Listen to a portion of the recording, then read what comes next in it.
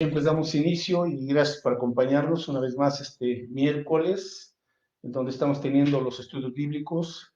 Así es que espero que ya estemos listos. En nombre de la Iglesia Bautista del Renuevo, les damos la bienvenida. Mi nombre es Rodolfo Bustos y soy el pastor de la Iglesia Bautista del Renuevo en Coacalco, Estado de México.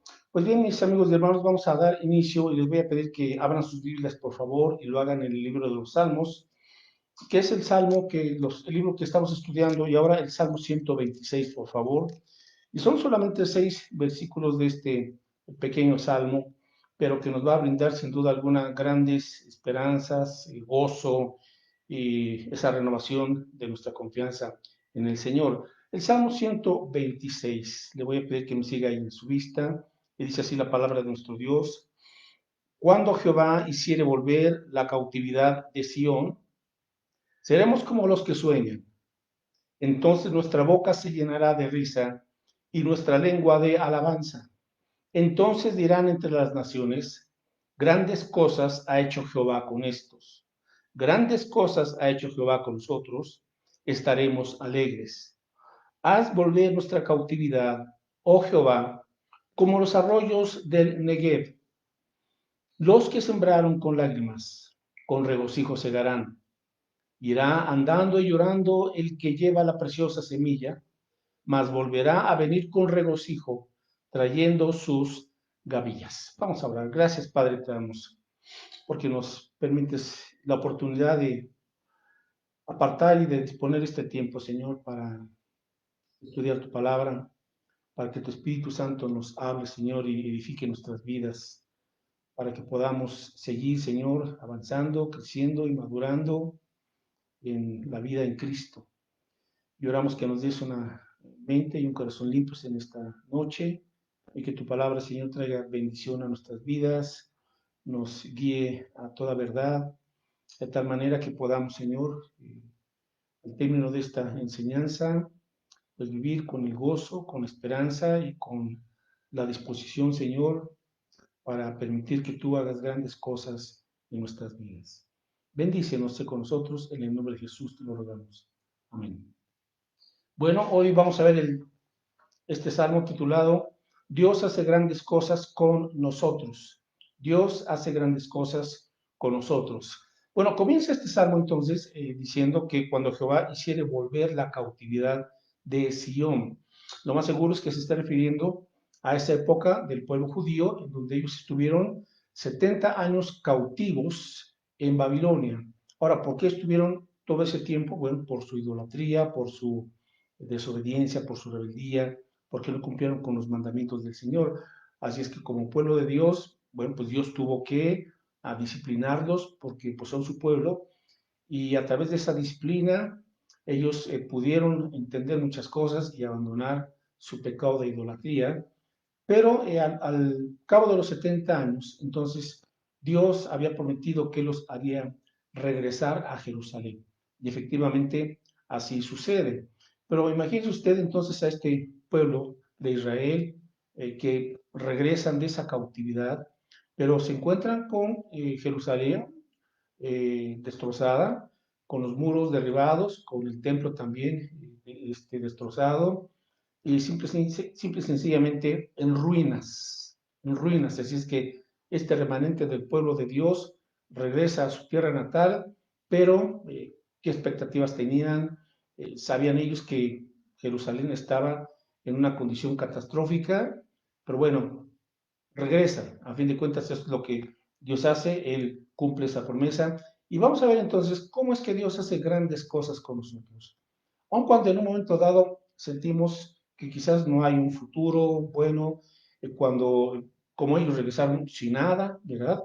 Estaban comenzando de cero, y vemos a este pueblo que bajo el liderazgo de primeramente de Zorobabel, luego de Esdras y finalmente de Nehemías, fueron en 3 etapas regresando a su tierra, y Dios cumple su promesa y su palabra.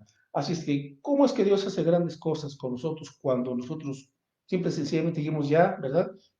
Colgamos el arpa, parece que ya no hay más remedio, parece que no hay ya mayor expectativa. Bueno, Dios comienza entonces a hacer esa obra grande y comienza liberándonos de la cautividad. Porque mientras estemos en cautividad, pues obviamente no podemos hacer mayor cosa cuando estamos en una situación de esclavitud. Así se encontraban los judíos bajo esclavitud, pero es cuando Dios comienza entonces este proceso de hacer grandes cosas, comienza liberándolos a ellos de esa cautividad y Dios interviene de manera milagrosa y hace posible algo que aparentemente era imposible. Así es que vamos a ver ahora a darle una aplicación en nuestras vidas. Nosotros también a veces estamos experimentando cierto tipo de cautividad o de esclavitud. Bueno, en primer lugar hay una cautividad o una esclavitud, la Biblia nos enseña, y es esa esclavitud espiritual por causa de nuestros pecados. Aparte, por favor, ahí en el Salmo 126, vamos a buscar en el Evangelio de Juan. Y aquí el Señor Jesucristo, pues, está hablando con el liderazgo, escribas, fariseos de Israel, y Él les está enseñando la verdad, solamente que sencillamente ellos no querían entender. Juan 8:31, dice aquí la escritura, Juan 8:31, dijo entonces Jesús a los judíos que habían creído en Él, si vosotros permaneciereis en mi palabra, seréis verdaderamente mis discípulos, y conoceréis la verdad, y la verdad os hará libres. Le respondieron, linaje de Abraham somos, y jamás hemos sido esclavos de nadie. ¿Cómo dices tú seréis libres? Bueno, ellos estaban en un momento en donde negaban todo. ¿Cómo es posible que ellos estaban negando que habían sido esclavos? Cuando habían sido esclavos de los egipcios, habían sido esclavos de los babilonios, de los asirios, posteriormente de los griegos, y ellos niegan, nunca hemos sido esclavos de nadie. Bueno, estaban en modo negación, ¿verdad? Cuando uno no quiere reconocer que se ha hecho adicto, esclavo o cautivo de tal o cual situación o circunstancia. Bueno, continúa entonces. Ellos dicen, ¿cómo dices tú seréis libres? Verso 34. Jesús le respondió, de cierto os digo que todo aquel que hace pecado, esclavo es del pecado. El esclavo no queda en la casa para siempre, el Hijo sí queda para siempre. Así que si el Hijo, o sea Jesucristo, os libertare, seréis verdaderamente libres. Bueno, hay varios tipos de esclavitud. Una es de esclavitud espiritual, es decir, somos esclavos de nuestros propios pecados, porque el pecado es un poder que es más fuerte que nosotros, el cual nos lleva siempre a desobedecer, a estar en rebeldía contra Dios. Ese es el poder del pecado y es lo que nos hace esclavos. Pero Jesús dice aquí, si el Hijo os libertare, seréis verdaderamente libres. Es decir, hay una solución, sí, y la solución de Dios para liberarnos de ese poder maligno que es el pecado, se llama Jesucristo, su Hijo. Y Él, obviamente, vino precisamente para rescatarnos, para salvarnos, para hacernos libres, a fin de que podamos amar a Dios y hacer su voluntad. Entonces, si el Hijo os libertare, seréis verdaderamente libres. Dios comienza a hacer grandes cosas cuando Jesús nos liberta del dominio y del poder del pecado.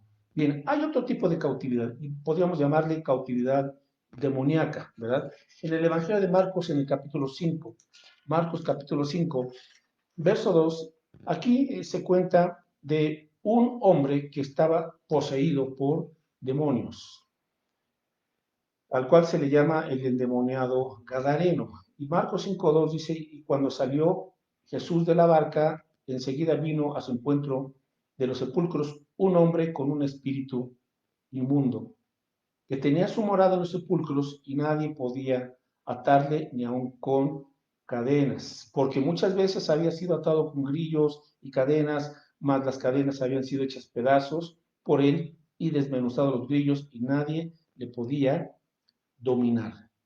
Verso 5, y siempre de día y de noche andaba dando voces en los montes y en los sepulcros e hiriéndose con piedras. Cuando vio pues a Jesús de lejos, corrió y se arrodilló ante él y clamando a gran voz dijo, ¿qué tienes conmigo, Jesús, Hijo del Dios Altísimo? Te conjuro por Dios que no me atormentes. Verso 8, porque Jesús le decía, sal de este hombre, espíritu inmundo. Bueno, entonces nos encontramos aquí con este personaje, el endemoniado, y estaba siendo él controlado por un espíritu inmundo y este hombre se lastimaba, se hería a sí mismo. Así es que estaba fuera de control. Un espíritu demoníaco se había poseído de este personaje. Los versos del 18 al 20. Obviamente cuando Jesús hace esa liberación, ¿verdad? Hay un cambio. Y dice en el verso 18, al entrar Jesús en la barca, el que había estado endemoniado le rogaba que le dejase estar con él. Mas Jesús no se lo permitió, sino que le dijo, vete a tu casa, a los tuyos, y cuéntales cuán grandes cosas el Señor ha hecho contigo y cómo ha tenido misericordia de ti. Y se fue y comenzó a publicar en Decápolis cuán grandes cosas había hecho Jesús con él y todos se maravillaban. Bueno, hay una esfera espiritual, un ámbito, en este caso demoníaco, en donde se había poseído de este hombre, y cuando tienes encuentro con Jesús, Jesús le libera. Luego Jesús le dice a este hombre, que por cierto ya se encontraba, ¿verdad? Según el versículo 15, después de que Jesús lo libera, dice que vienen a Jesús y ven al que había sido atormentado del demonio y que había tenido la legión. Lo encontraron sentado, vestido y en su juicio cabal y tuvieron miedo. Entonces, qué gran diferencia cuando tienes encuentro con Jesús. Está completamente transformado, vestido, tranquilo, en su juicio cabal. ¿Quién hace esto? Dios. Esto es parte de las grandes cosas que hace Dios con nosotros. Y Jesús le dice, ve a tu casa y cuéntales a los tuyos las cosas, las grandes cosas que Dios ha hecho contigo y cómo ha tenido misericordia de ti. Así es que no hay nada imposible para Dios. Ahora, por otro lado, hay diversas cautividades, vamos a llamarles así, y pueden ser ataduras, vicios como el alcoholismo, drogadicción, tabaquismo, la glotonería, la pornografía, etcétera. Cautividades son ataduras, patrones tóxicos de pensamiento, ¿verdad? Ciertas formas de pensar que son nocivas, que están ahí ya hechas una fortaleza en la forma de pensar de la gente. Eh, a veces también pueden ser estas cautividades la falta de esperanza. La gente ya no tiene mayor razón de querer vivir, ¿verdad? Ha perdido la esperanza por lo que sea. Ya no quieren salir adelante. Hay otras personas que se han vuelto ya conformistas, lo intentaron una, otra y otra vez, se rindieron. Hay cautividades en donde uno pues ya se torna muy negativista y ya ve la vida con un pesimismo continuo, la ve siempre color gris, ya no ve ánimo, no tiene ánimo para seguir adelante, para querer progresar. Hay cautividades que vuelven rutinas estériles, viejos hábitos, miedos, ira, etcétera, etcétera. Bueno, el Salmo 116, verso 16. El Salmo 116, verso 16. Estamos hablando de cómo comienza este milagro de Dios. A hacer esta obra de grandes cosas ha hecho Dios con nosotros. Bueno, comienza liberándonos de la cautividad, de esa esclavitud o de esos atavismos que hemos tenido quizás por años. Pero en el Salmo 116, el verso 16, dice aquí el salmista, oh Jehová, ciertamente yo soy tu siervo, siervo tuyo soy, hijo de tu sierva, tú has roto mis prisiones. Ahí está la promesa del Señor. Tú has roto mis prisiones. A veces la gente puede estar aparentemente o externamente con una gran sonrisa, aparentando que todo está bien, aparentando que tiene todo bajo control, pero internamente esa persona sabe que hay secretos en su vida, en su corazón, que se han convertido en prisiones. Se han convertido en prisiones. La gente no quiere reconocerlo, la gente no quiere o ya se acostumbró a esas presiones, ¿verdad? Pero cuando usted viene a Cristo, Dios hace su obra, su grande obra a través de la obra de salvación en Cristo Jesús y Él dice, tú has roto mis prisiones. Entonces, le animo para que si usted ha estado batallando y luchando y no ha podido vencer y se siente usted cautivo a varias cosas o a una cosa, lo que sea, si usted viene al Señor y clama a Él, Dios en su misericordia y a través de la sangre de Cristo y de la obra salvadora de Jesucristo y del poder de su resurrección, Él podrá comenzar a hacer grandes cosas en usted. Así es que las grandes cosas de Dios con nosotros comienzan cuando Él nos libera de la cautividad. Ok, número 2, las grandes cosas que Dios hace con nosotros.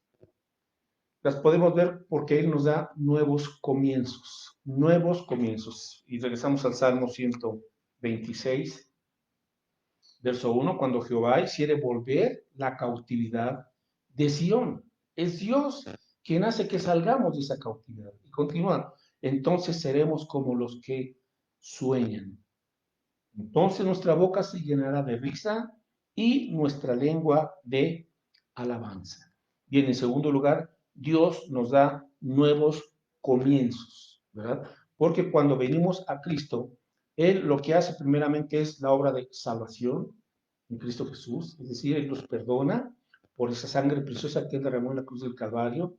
Somos crucificados juntamente con Cristo y en el poder de su resurrección, Él nos da una nueva vida, nos da un nuevo comienzo, nos da una nueva naturaleza y algo precioso, 2 Corintios 5:17. 2 Corintios 5:17 dice aquí, quizás usted sabe ya de memoria este texto, de modo que si alguno está en Cristo, nueva criatura es, las cosas viejas pasaron, y aquí todas son hechas nuevas. Es decir, esta obra grande de Dios para con nosotros, estas grandes cosas que Dios hace, comienza con una nueva vida en Cristo. Él nos hace nuevas criaturas en Cristo. Si estamos en Cristo, nuevas criaturas somos. Y dice, las cosas viejas pasaron, pero ahora todo es hecho nuevo. Es decir, Dios nos permite tener nuevas oportunidades en esta vida. Nos da una nueva naturaleza, que es como la naturaleza de Cristo. El Señor nos da nuevos sueños. Ahora déjenme ser aquí, son los sueños de Dios, ¿sí? Él pone nuevos propósitos, Él pone nuevas aspiraciones, Él pone nuevos afectos, pero todo eso es conforme a su palabra, porque ahora vamos entendiendo que la vida se trata no de nuestros sueños, sino de los sueños o de los propósitos de Dios, permítame decirlo así, de los propósitos de Dios, del plan de Dios. Entonces, venir al Señor nos permite tener el enfoque correcto y el verdadero propósito de la vida. Uno puede invertir tiempo, energía, trabajo, muchas cosas en propósitos equivocados. Por eso es importantísimo que cuando usted viene al Señor y usted viene a la palabra de Dios, usted entienda cuál es el propósito supremo para el creyente, para cada uno de nosotros que estamos en Cristo Jesús. Bueno, busque por favor, estamos ahí mismo en 2 Corintios 5 y lea el versículo 14 y luego el 15, porque el amor de Cristo nos constriñe, o sea, nos impulsa, nos mueve, nos motiva, pensando esto que si uno murió por todos, luego todos murieron y por todos murió para que los que viven ya no vivan para sí, sino para aquel que murió y resucitó por ellos. Este es el principal referente que tenemos que entender. Cuando venimos al Señor, Dios nos da el verdadero propósito y el propósito que va a prevalecer para siempre, que es la voluntad de Dios. Cuando entendemos que ahora nuestra razón de ser es cumplir la voluntad de Dios, es decir, vivir para Cristo, es ser transformados como Cristo. Estoy explicando y ampliando un poquito este propósito. El propósito supremo del creyente es glorificar a Dios. ¿Cómo glorificamos a Dios? Cuando vamos siendo transformados a la semejanza del carácter de Cristo.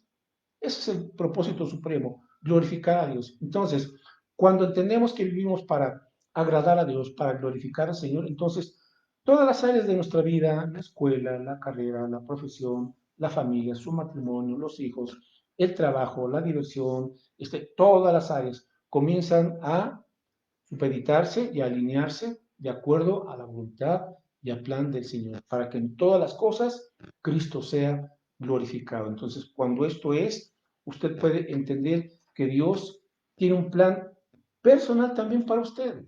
Busque, por favor, Efesios, la carta del apóstol Pablo a los Efesios, capítulo 2. Ahora, mire, las grandes cosas que Dios va haciendo con cada uno de sus hijos, pues van siendo personales, aunque somos parte de un gran plan del Señor y estamos también en compañía de la iglesia de Cristo. Sin embargo, Dios también nos da un lugar específico, una función específica y también actividades y planes específicos.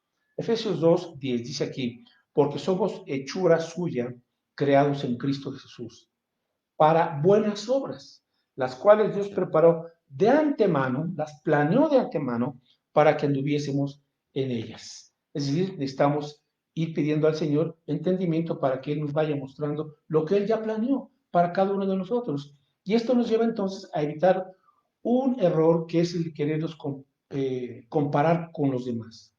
Dios hace con cada creyente grandes cosas, pero van a ser diferentes, porque nos da diferentes dones, nos da diferentes talentos, nos da diferentes capacidades, etc. Por eso entonces uno tiene que ver, Señor, nuestra propia vida y tu plan y lo que tú ya preparaste de antemano para entonces enfocarme en eso. Y en vez de tener envidia o sentirme más porque otros tienen o son más o menos o lo que sea, vivo agradecido con Dios por su plan perfecto para mi vida. Y también bendigo al Señor por la vida de los demás a quienes Él sin duda también está bendiciendo y a través de los cuales está haciendo igual grandes cosas. Ahora, en el Salmo 126 regresamos y dicen ellos que seremos como los que sueñan, es decir, ahora hay anhelos, ¿verdad? Hacemos a un lado el pesimismo, la desesperación, y simple, sencillamente decir ya no hay solución, ya no hay remedio, no, seguimos, hay el sueño del Señor en nosotros.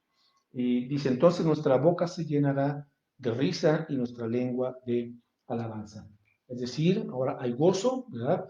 Y en nuestras palabras, ahora son palabras de bendición, palabras de edificación, palabras que construyen, porque estamos confiando en las grandes obras que Dios está haciendo en nosotros. Y ese gozo ahora se vuelve una satisfacción en el creyente. Donde antes había desánimo, aburrimiento, pesimismo, ahora el gozo del Señor nos levanta, nos anima para seguir día a día en su plan. Bien, en tercer lugar, estas grandes cosas que hace Dios con nosotros, ¿en qué consiste? Bueno, consiste en que ahora nos convertimos en gente de oración, gente de oración. Ahora, ¿y eso qué significa? Bueno, que ya confiamos, estamos confiando en Dios. Quizás antes éramos o ateos o hasta indiferentes o muy religiosos, pero simple y sencillamente no orábamos al Señor. Éramos muy autosuficientes, ¿verdad? No le pedíamos a Dios su dirección, su bendición, etc. Pero revisando al Salmo 126, dice ahora en el verso 4, haz volver nuestra cautividad, oh Jehová, como los arroyos del Negev. ¿Qué encontramos aquí? Un clamor, una oración. Señor, haz volver nuestra cautividad, o sea, sácanos de esta esclavitud, de donde nos encontrábamos. Y Señor, ¿cómo? Haz una comparación. Como los arroyos del Negev. ¿A qué se refiere esto? Bueno, los arroyos del Negev. El Negev era una zona desértica en el sur de Israel. Entonces, solamente había lluvias durante la época de primavera. Entonces, lo que están diciendo aquí es, Señor, como en la época de la primavera, en ese lugar desértico del Negev, cuando haces que venga la lluvia y comienzan a formarse los arroyos y riegan todo el desierto y comienza a florecer, Señor, haz así nuestra vida, que deje de ser un desierto y que comience, Señor, a florecer, a fructificar, ¿no? A revitalizarse, como los arroyos del Negev. Bueno, ¿qué es eso? Un clamor, es una oración. Entonces, ahora el creyente comienza a orar, Señor, no puedo yo conformarme ahora con una vida dominada por el pecado, por la mediocridad, dominada por el estancamiento, por la tristeza, nada de eso, Señor. Ahora permite que mi vida, Señor, sea como lo prometió Jesús. ¿Y qué dijo él en Juan 7? Que nuestra vida sería como ríos de agua viva, que de nuestro interior iban a brotar como una fuente ríos de agua viva, haciendo alusión, obviamente, a la promesa del Espíritu Santo. Porque cuando el Espíritu Santo viene a nuestra vida, entre otras de sus funciones, una es transformarnos de tal manera que nuestra vida comience a ser una vida abundante en Cristo, en sus virtudes, en su sabiduría, en su fruto, en su carácter. Así es que, mis hermanos, ahora podemos y debemos clamar por una vida diferente y por la plenitud que Cristo quiere para cada uno de nosotros. Busque por favor en el libro de Ezequiel, el profeta Ezequiel. Ezequiel capítulo 34. Y aquí tenemos una oración preciosa. Ezequiel 34, verso 26. Ezequiel 34, verso 26. Dice así: y daré bendición a ellas y a los alrededores de mi collado, y haré descender la lluvia en su tiempo. Lluvias de bendición serán. Lluvias de bendición serán. Esto es lo que ahora como creyentes tenemos que pedirle al Señor. Señor, envía lluvias de bendición en nuestra vida, en el hogar, en el trabajo, en la escuela, donde quiera que nos encontremos. Pero mis hermanos, ahora el creyente se vuelve un creyente ferviente en oración. Qué importante se vuelve la oración para el creyente. Y esta es una de las grandes cosas que hace Dios. Porque antes, en vez de clamar al Señor, en vez de buscar su rostro, quizás estábamos renegando, ¿verdad? Siempre de mal humor, siempre quejándonos por lo que no tenemos, por cómo nos va la vida, por esto, por lo otro. Pero cuando venimos al Señor, ahora el creyente que ora es un creyente que tiene confianza en el Señor. Y sabe que Dios está dispuesto para enviarle lluvias de bendición. ¿Qué le ha pedido? ¿Cuándo fue la última vez que usted le pidió al Señor, Señor, envía lluvias de bendición sobre mi vida? Porque a veces tenemos situaciones difíciles, de acuerdo, a veces hay aflicciones, hay tribulaciones. Mis hermanos, clamemos, Señor, envía lluvias de bendición a mi vida. Y obviamente, pues Dios que es misericordioso, que es poderoso, que es sabio, Él bendice, sabe en el momento en que nos bendice, cómo nos bendice y de qué manera y qué, etcétera. Pero lo que siempre también tenemos que entender, mis hermanos, es que Dios hará siempre mucho más allá de lo que pedimos o entendemos por el poder que actúa en nosotros. Esto es lo que dice Efesios 3:20. Efesios 3:20. Tenemos esta preciosa promesa de tener, bueno, clamamos a Dios y Dios responde mucho más abundantemente de lo que pedimos o entendemos. A veces quizás podamos estar pidiendo algo no muy sabio, no muy correcto, pero si somos sinceros, pues Dios corregirá nuestra oración, ¿verdad? Y Él nos dará lo que realmente necesitamos y que va a ser una auténtica bendición. Dice aquí Efesios 3:20, y a aquel que es poderoso para hacer todas las cosas mucho más abundantemente de lo que pedimos o entendemos según el poder que actúa en nosotros. Así es que tenemos que tener un corazón abierto a lo que Dios quiera respondernos, como Él quiera respondernos y en el momento en que Él quiera respondernos. Acuérdense de esto, los tiempos de Dios siempre son perfectos. Así es que sigamos confiando en Dios, sigamos orando por su bendición y sigamos caminando y confiando siempre en las grandes cosas que Dios está haciendo en nosotros. Muy bien, en penúltimo lugar, regresamos al Salmo 126. Bueno, Salmo 126 dice en el versículo 2, en la mitad, entonces dirán entre las naciones, grandes cosas ha hecho Jehová con estos. Grandes cosas ha hecho Jehová con nosotros. Estaremos alegres. Luego en el versículo 5, los que sembraron con regocijo, los que sembraron con lágrimas, perdón, con regocijo segarán. Irá andando y llorando el que lleva la preciosa semilla, mas volverá a venir con regocijo trayendo sus gavillas. Bueno, grandes cosas que Dios hace. ¿Y qué significa ahora esto en cuarto lugar? Bueno, que nos convertimos en sembradores de la preciosa semilla. Esta es una de las grandes cosas que hace Dios en nuestras vidas. ¿Por qué? Porque hay dos formas de sembrar.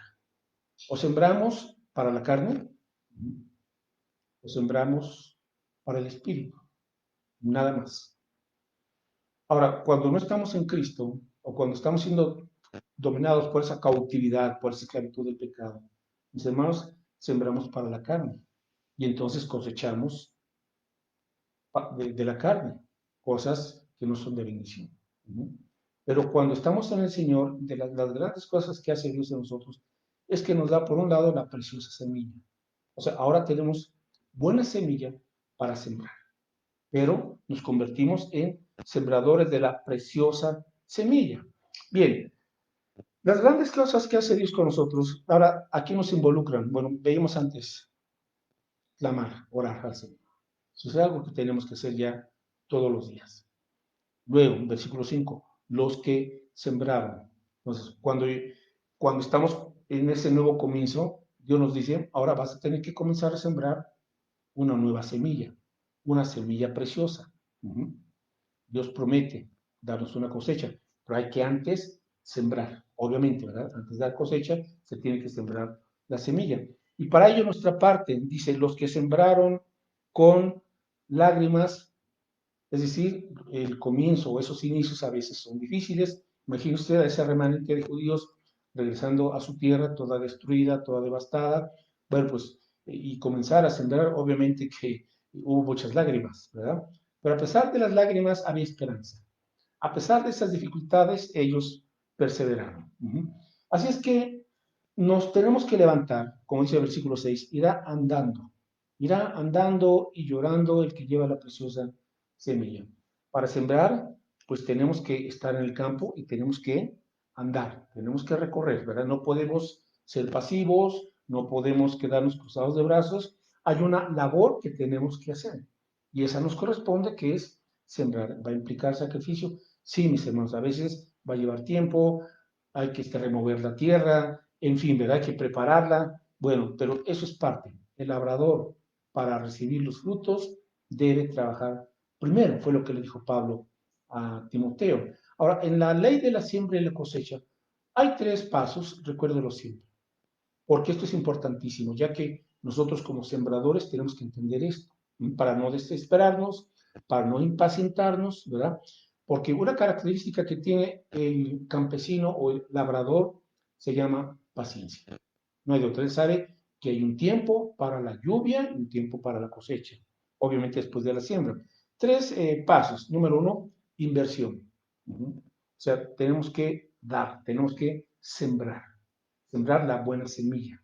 La buena semilla, en primer lugar, es el Evangelio, pero también la buena semilla se refiere a aquellas cosas que le agradan a Dios, una buena semilla. Entonces, inversión. Estos 3 pasos comienzan con la letra I para que se nos grabe. Luego, intervalo. Después de que sembramos, tiene que haber un intervalo, un tiempo, ¿verdad? En lo que se siembra la semilla y comienza ese proceso para su germinación y para su fruto. Y finalmente, incremento. Inversión, intervalo, incremento, o sea, la cosecha. En ese orden, así tiene que ser. Ahora, ¿cuánto tiempo lleva eso? No sabemos, pero tienen que llevarse a cabo. Así es que va a implicar andar, sembrar, ¿verdad? Y sembrar la preciosa semilla. Ahora, ¿cuál es en primerísimo lugar la preciosa semilla? Bueno, la preciosa semilla es lo que va a producir un gran y un buen fruto en nuestra vida. No podemos suplir esta preciosa semilla. ¿Cuál es esa preciosa semilla? Busque, por favor, en el Evangelio de Marcos, capítulo 4, verso 14. Marcos, capítulo 4, el versículo 14. Nuestro Señor Jesucristo está aquí enseñando la parábola del sembrador.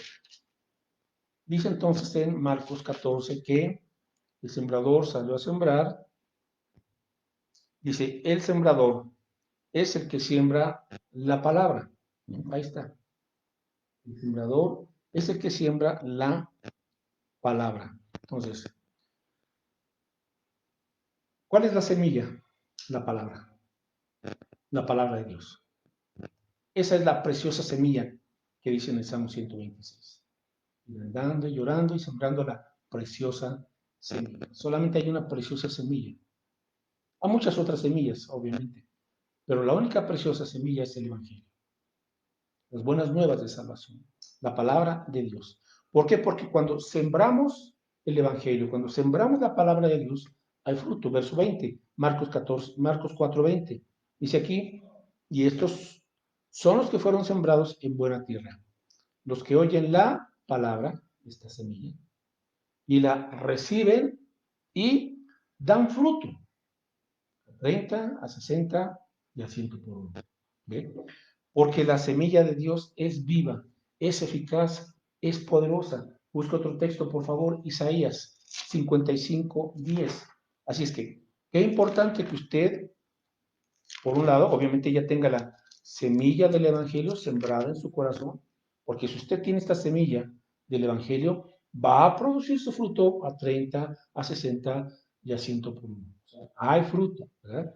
Isaías 55, versos 10 y 11, dice aquí el Señor, a través de Isaías, porque como desciende de los cielos la lluvia y la nieve, y no vuelve allá, sino que riega la tierra y la hace germinar y producir, y da semilla al que siembra y pan al que come, así será mi palabra que sale de mi boca, no volverá a mí vacía, sino que hará lo que yo quiero y será prosperada en aquello para que la envíe. Por eso, qué importante que usted conozca la palabra de Dios y que ahora usted al hablar, al pensar, al guiar su vida, esté usted sembrando lo que es la palabra de Dios.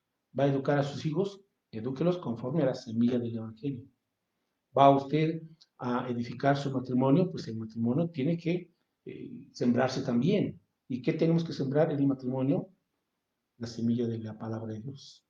Y en todas partes, mis hermanos, estamos sembrando. Ahora, el punto es que estamos sembrando. Si usted está sembrando con sus palabras, con sus pensamientos, con sus actitudes, con sus hechos, el Evangelio, la palabra de Dios, habrá cosecha porque es el Señor que cuando se siembra la palabra, dice que hará la obra para la cual Dios le envió. No regresará vacía. Entonces, qué importante es que también cuando estemos compartiendo de Cristo, pues les compartamos el Evangelio.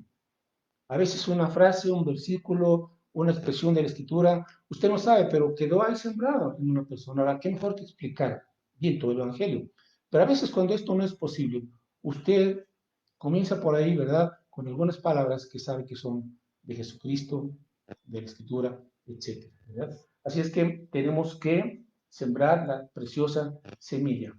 Bueno, y cuando hacemos esto, pues habrá respuesta. Y habrá gente la cual vamos a alcanzar para Cristo.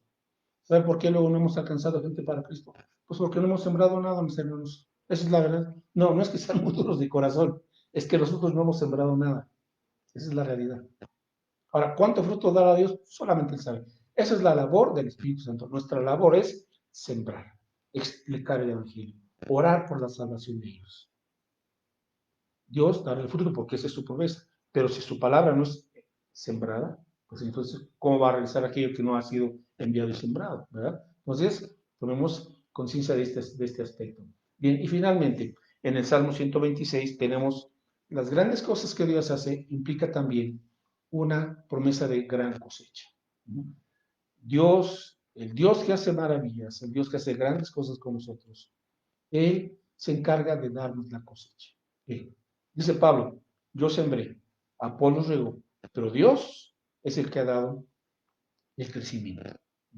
Pero se tiene que sembrar, se tiene que regar, se tiene que cultivar y permitir que Dios entonces, Él en su soberanía, dé la cantidad y el fruto que Él quiera.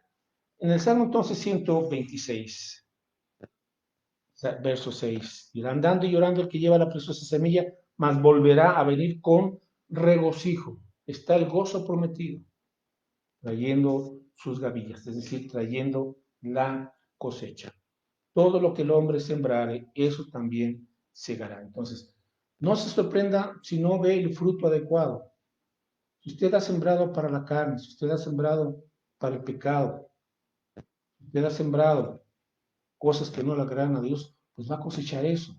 Pero si usted ya entendió y ahora decide cambiar y alinearse conforme al corazón y a la voluntad de Dios, y usted dice, Señor, voy a sembrar para el Espíritu.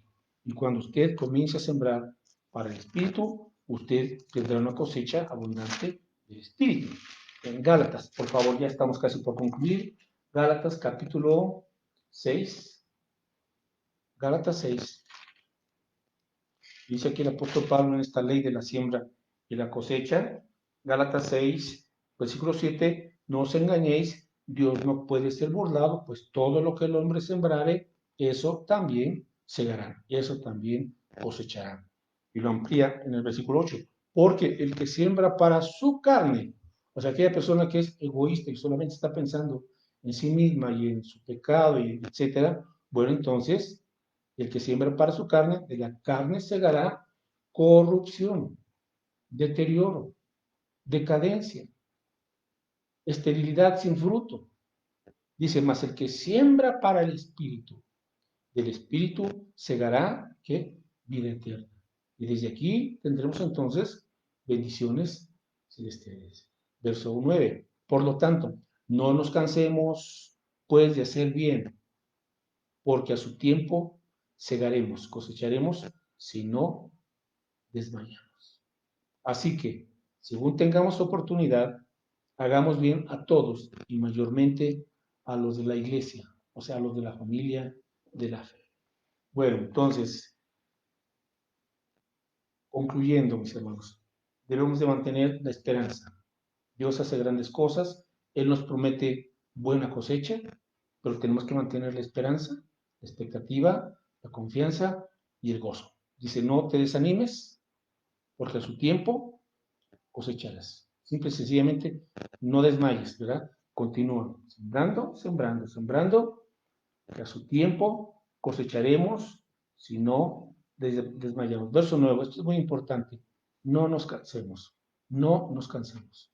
Déjeme preguntarle, ¿cuántos ya se cansaron de estar sembrando buena semilla, de sembrar bendiciones? Bueno, la exhortación de Pablo es, mi hermano, no te canses. Seguimos. No te canses de hacer bien, porque a su tiempo, eso está clarísimo, a su tiempo, o sea, no a tu tiempo, a su tiempo, en el tiempo sabio de Dios, a su tiempo llegaremos si no desmayamos. Entonces, hay una preciosa promesa. Dios quiere que regresemos con gozo y con esperanza y con expectativa de que Él va a bendecirnos a su tiempo. Finalmente, para concluir, tenemos que creer que Dios quiere hacer grandes cosas con nosotros. Sí, seguro. Vamos a concluir de la siguiente manera. Número 1. ¿Cómo lo hace Dios? Al hacernos libres, al librarnos de la cautividad, mediante la obra de Cristo, mediante su obra de salvación. Dios hace grandes cosas al darnos nuevos propósitos, nuevas oportunidades, nuevos comienzos, nuevos sueños. Dios hace grandes cosas al convertirnos en gente de oración, porque oramos y confiamos en su poder y clamamos. Somos gente de oración. Número 4. Dios hace grandes cosas al convertirnos en sembradores de la preciosa semilla del Evangelio, de la preciosa semilla de la palabra de Dios. Y finalmente, Dios hace grandes cosas al mantener nosotros la esperanza de una cosecha abundante que glorificará a Dios. No perdamos la esperanza, confiemos en la promesa de Dios, porque Él lo que promete lo cumple. Así que, mis hermanos, Dios hace grandes cosas cuando Jehová hiciere volver la cautividad de Sión. Entonces dirán entre las naciones, grandes cosas ha hecho Jehová con estos, grandes cosas ha hecho Jehová con nosotros. Estaremos alegres. Vamos a orar y luego un minutito para compartir dos anuncios. Gracias, mi Señor, porque tú eres el Dios que hace grandes cosas, que sigues haciendo maravillas. A todos aquellos, Señor, que clamamos a ti, que nos acercamos reconociendo nuestras cautividades, nuestra esclavitud, nuestra dependencia del pecado, etcétera, Señor, pero que cansados de la maldad, cansados, Señor, de nuestro egoísmo propio, acudimos a ti, a tu gracia que nos hace libres.